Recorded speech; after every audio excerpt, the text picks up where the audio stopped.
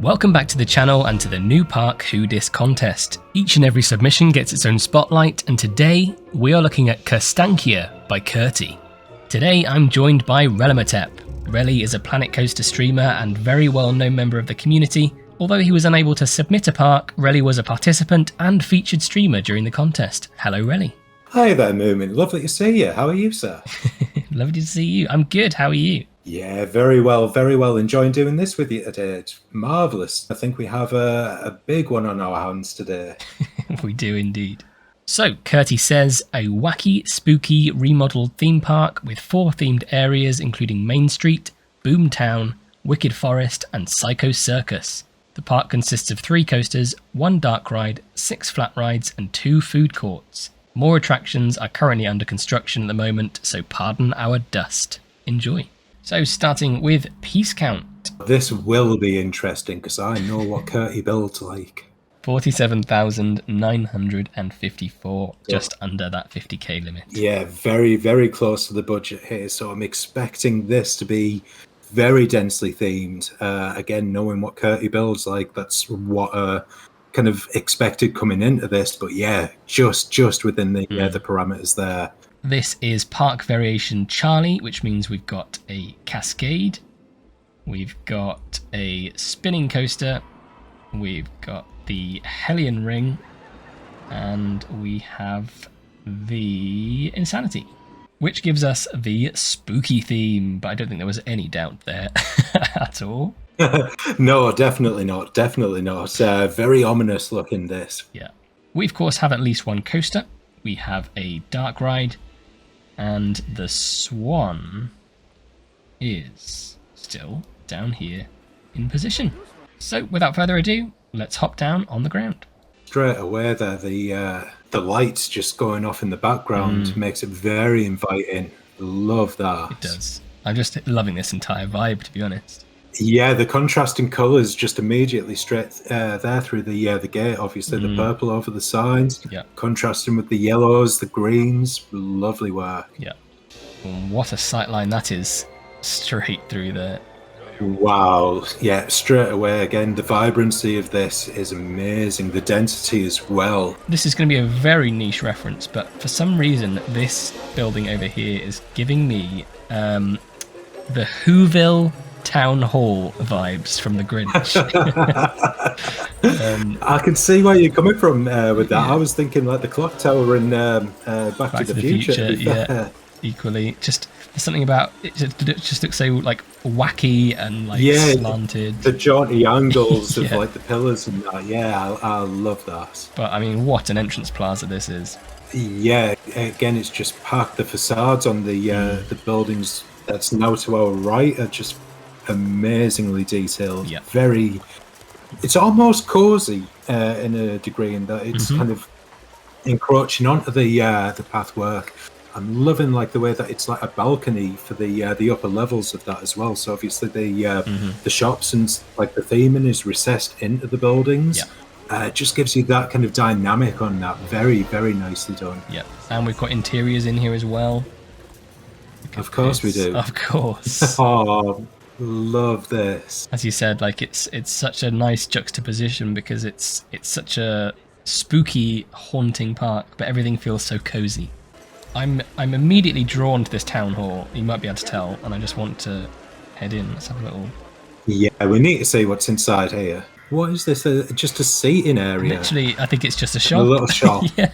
Just every inch of it has something. I'm sure if we took the time to kind of delve in like fine detail, we'd find a lot of Easter eggs or references, things like that going on. Yeah, I'm loving this so much already. Yeah, me too.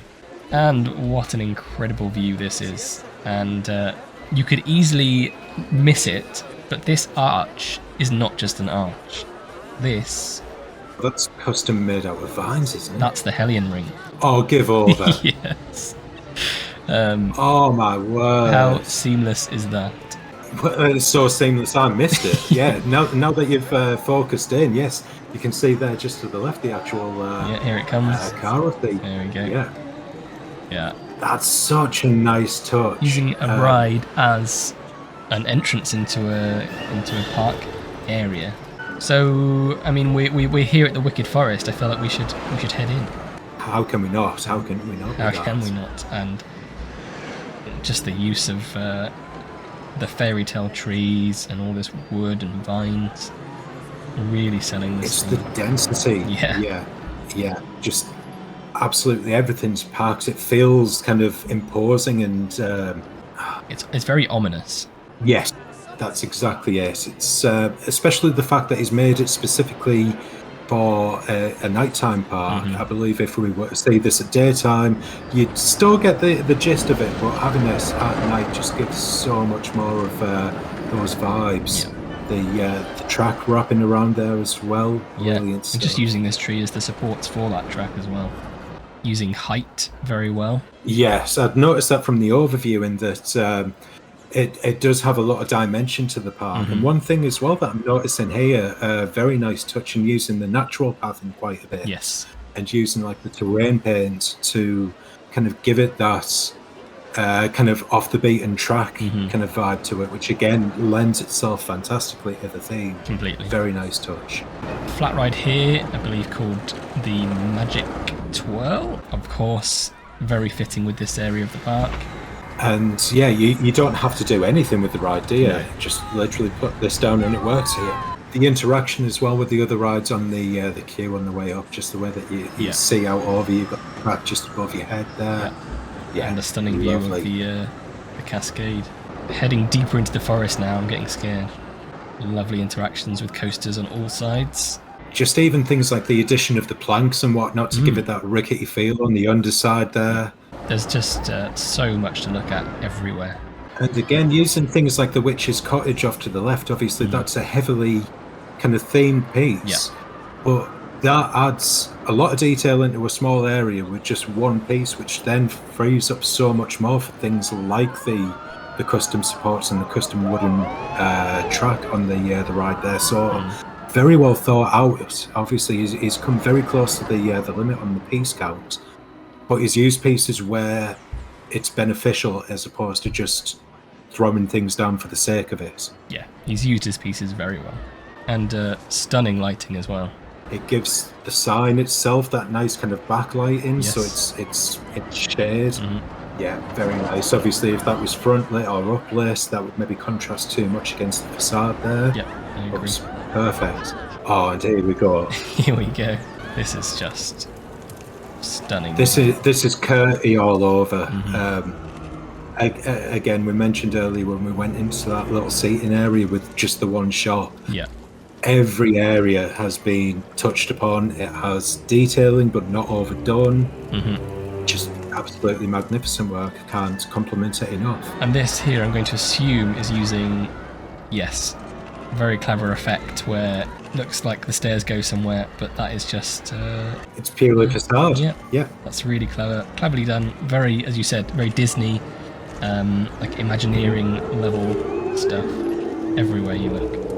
Loving all of like the integration of the vines and the roots and whatnot in there. Makes it very kind of overgrown and natural. Love it. Where it just adds to that whole underground feel. You've got the roots coming down. Yeah, exactly. Just to really cement where you are. This is fantastic. Having the queue come all the way down alongside the track where all the cars are waiting. That's it. Builds up that anticipation, knowing what you're in for, but not seeing anything really of the ride from off here. Exactly. And I love it when people do this as well, and like covering up those, or at least theming up those metal bars of the like the holding bays and whatnot before you get actually onto the ride. Just keeps it all on brand. It does. And adds so much more to it. And I've just noticed there's some track overhead as above the station as well. Oh, so we do a flyby, or is that just put there for theming? Well, let's find out. We'll find out. Okay, this is Wicked the Ride. I'm extremely excited for this. So without further ado, let's hop on.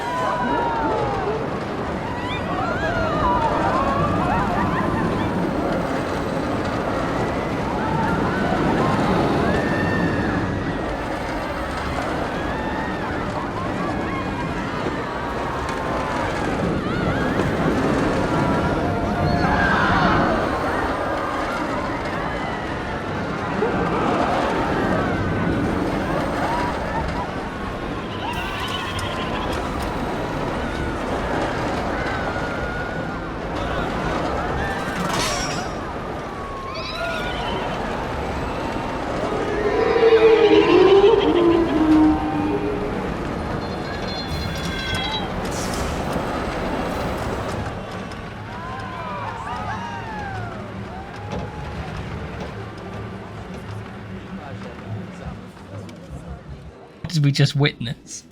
We witnessed Curtie being Curtie. It's magnificent use of the swinging minecar there. Very, very hard course to actually control that swinging, and especially when, as he did, actually invert it so that you're suspended beneath the track. It's very easy to kind of tip the bucket on that, because obviously you've got to think it's just like a little lap bar that's on there, not like a full over the shoulder restraint. So to do something like that and pull it off as well as what's being done there, very, very clever use of the track itself. One thing that I especially liked on the second lift, the way that he actually separated out the chain lift on there, so you had that slow incline, then the brake, and then it kind of launched you that little bit faster towards the top. Yeah, a little break in very, the chain very lift, clever. Having 2 speeds. There you go.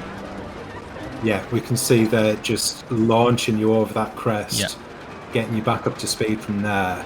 Obviously, the theming that we first went through when we were just riding as normal served a secondary purpose. We went through a lot of that again while on the actual suspended section of that. So using what's already been built for 2 different purposes, it makes the ride feel a lot bigger than what it actually is as far as the footprint of it goes. The whole thing has got a show building. Of course it does. Of course it does. Why wouldn't it? Loving this. I mean, even here with the torch on, it's all still, every inch of it is covered consistently all the way through. Things that you would never even see. No, but if it wasn't there, it would feel empty. The fact that it is there, yes, it's not something that you're going to see in high detail, but you're going to have that kind of constant impression that you're going through this wood or whatever section of it that you are, like the cave with the bats and everything like that. So it is just, yes, it's a lot of pieces being put in, but as we've mentioned earlier, all of those pieces have been thought about and actually serve a purpose, not just thrown down for the sake of having something in an area. Yeah. So back down at the entrance of Wicked Forest, the last thing we need to look at is the Hellion Ring, of course. Very moody in here. Yeah, that's it. Very dark, very dank and ominous. Yeah. Oh, I love that, seeing all of the undergrowth. Yeah, like the underside of everything just creeping through again just adds that little bit. You don't need to do a lot, but when it's done like this, it all pays off. Yeah. Okay, moving on to Boomtown. As soon as you through the gateway there, it's just an immediate change in vibe from where we just were. Exactly, loving these cartoon houses along here. And obviously the shape of the walls and like the timber work that's been put on there, absolutely everything on this, I would say, is done pretty much entirely custom. And yeah, from experience, I know how much effort that actually is. With all of the nuclear waste and whatnot off to the side, just contaminating your food as you're there. Lovely. Some great shots of both the cascade as well as the coaster. Wicked, the ride, was it? That's the one, yeah. Wicked the Radyr. Swinging overhead there. Lovely stuff. Got ourselves a kickflip.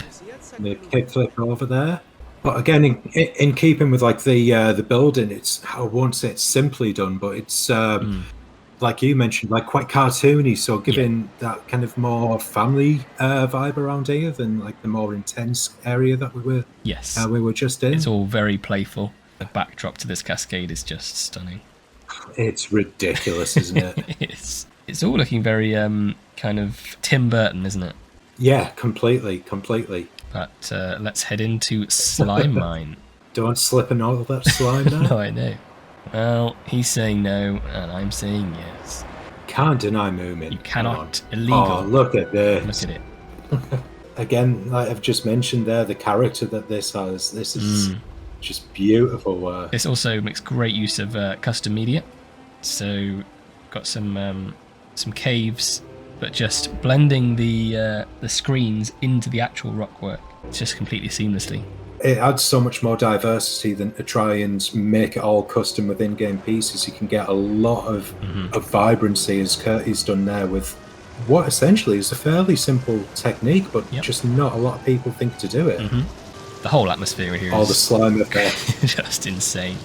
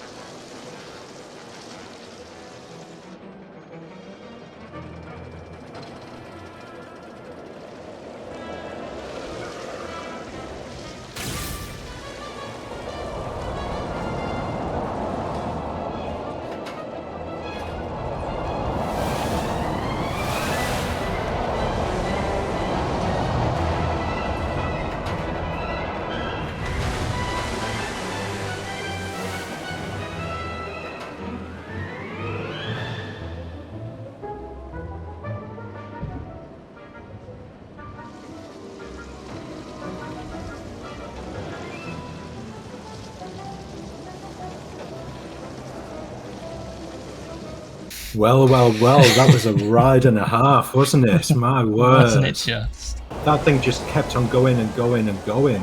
It did. I don't know where he's hiding all of this track, to be honest. The pacing of this was amazing. The way that, obviously, we start off in like a nice little dark ride area, so it's nice and slow through there, so you can enjoy the scenery that's been put in. especially like the way that he's kind of taken the water aspect but changed that over to slime, so it kind of gives you that vibe as to opposed to like going through just like your standard like water troughs and whatnot. You feel as though you're in these icky tracks of Slimer's globules that he's left all over there. But then we get pops of speed to kind of raise the intensity back down to a slower speed. And then finally, that's near the end where we do get that inversion, a really nice intense end to the ride there. Just this really is just the ride that keeps on giving, both in layout and scenery. Completely. I mean, I'm gonna say it, really. I think this might be the best Cascade I've ever seen. I'd be very hard pushed to think of anything better than this. It's certainly better than what I was working on. We'll say that for sure. The thing that really stands out for me with this ride is his ability to recreate the effective UV that you get in so many dark rides is better than I've ever seen in this game. Yeah, it's hyper saturated to get that kind of glow almost. But it's not overdone, as we've mentioned with the lighting. Yes, it's got a lot of colour, but it's those, like you say, the really strong greens in there, as though it is like the UV lighting. Yeah. You do especially see that a lot in American parks as well, which obviously where Curtie is from. Yeah. He'll be very used to seeing that. So yeah, excellent work. Absolutely. So the last thing to look at in this area is, of course, this Psychola that just happens to be on the roof of the shop we were in earlier. Exactly. We've got a shop there. Why not utilise that space even further by putting a flat ride on top of it? Yes, just why not? And look at this for a feature on top as well. It looks spectacular off ride. Not a great ride to actually get on and get a POV in game. Absolutely not. Vomit worthy. And I can actually say I love that everything's so accessible. Like you just come straight to this point here, and then you can just choose which way you're heading. And exactly, and it all leads back around onto itself. Yeah. You gotta love a spooky carnival area as well. So I'm excited to get in here. Very much so. Met straight off with our insanity. I say something that Curtie's done very well, even though obviously our 4 core rides are in their original spots. Park feels so different that I wasn't even sure just going to say that we were in the same place the insanity was before. Yeah, completely. We mentioned on a different spotlight how that kind of felt like if you'd previously been to the park, you'd be able to find your way around. This is the exact opposite. It obviously still maintains, like as I said, the layout. Yeah. So the necessary rides are where they need to be. But this is a complete renovation. This is a totally new park. It is completely. Yeah, to the point that, I mean, I created Radyr Valley and I'm getting lost in this one, but I'm enjoying that. I also love this feature here behind. The clown's punching away at that, yes. Because there's not a lot that you can do with the Insanity as far as skinning the ride itself goes. No. So again, dressing like the surrounding area just ties it in. I've just noticed this. That's a cannon shooting the coaster out. My word, that's amazing. And there it I goes. love that. Looks like that's our spinning coaster. Oh, that's such a good idea. Like the spinning car is like the cannonball coming out of that. Fantastic. Oh, God, Curtie, you little genius, you. I think you just need to simmer down a bit, to be honest. Just putting us all to shame. Yeah, I was just going to say, this all done in 10 weeks. That's mental. That's impressive. There's so much in here. And here we are in an enormous circus tent now. Gigantic. Oh, God. Just don't know where to look. All the various trapezes. Yes, I was going to say, like the trapeze netting, the interaction with the coaster itself, all of like the vibrancy again from the lighting just makes it crazy. It's very much like Batman the animated series, like the Joker's, like Pier, Carnival Pier there. Very much getting the vibes from that, but obviously still tying it into that spooky theme. Oh, absolutely. Yeah, love it. The whole park is just haunting. Got ourselves a food court, but over here we've got Crazy Coaster Stunt Adventure. I imagine this one is going to be a crazy coaster as well from the look of it off-ride. I think so. And here we have one of our chosen rides, the spinning coaster. Very excited for this. Very excited to be fired out of a cannon. Yeah, completely. And with the caliber of rides that we've already experienced, I expect no less from this now, to be honest. This should be intense. Absolutely. Right, let's get a mechanic on this, and then we'll hop on.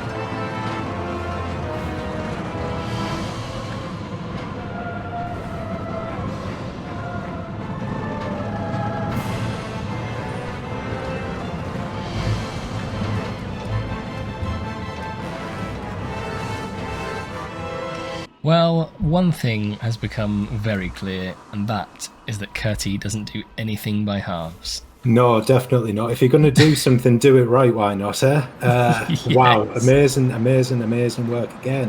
What can you say to that? I mean, they're even dueling. Look, I didn't even notice that. Yeah, that's it. Obviously, I think we just had a breakdown before we got on that, so it hadn't had a chance to cycle through and get a couple of cars ahead of us. But again, track limits turned off, allowing that inversion, which Mac are doing these days. So not unrealistic with that.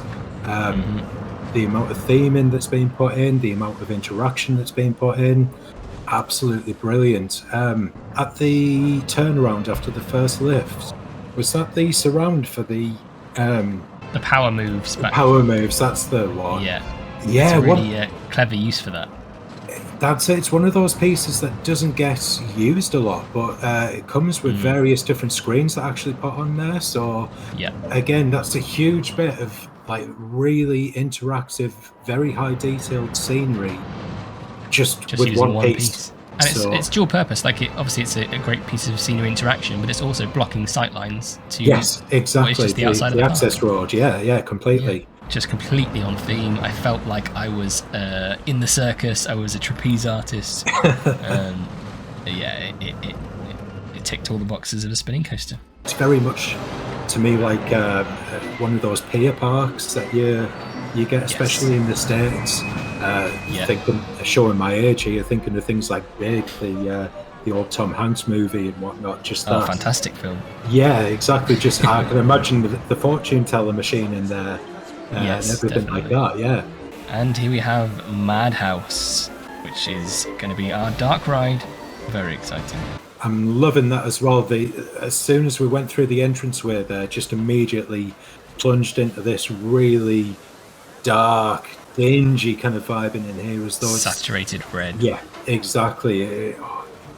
Again, color choices on point, the level of saturation on point, the right choice itself on point. Yeah. Okay, time for our dark ride.